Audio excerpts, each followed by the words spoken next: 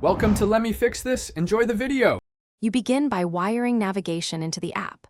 Open Module Build.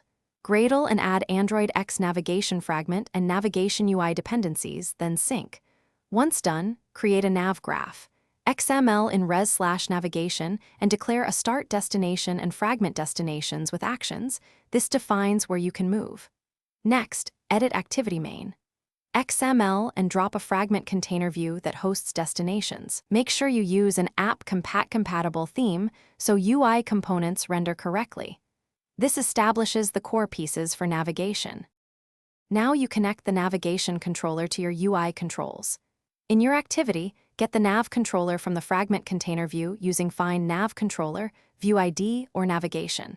Find nav controller, this ID. Then inflate a menu resource into a bottom navigation view or toolbar where each menu item ID matches a destination ID in nav graph. XML, this keeps actions consistent.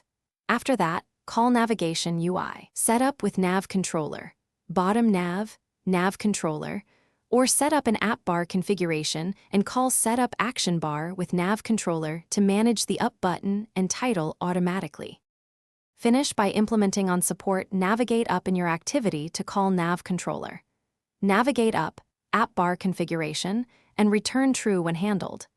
Make sure fragments use safe args or shared view model for passing data, and test back stack behavior, deep links, and orientation changes to confirm state is preserved.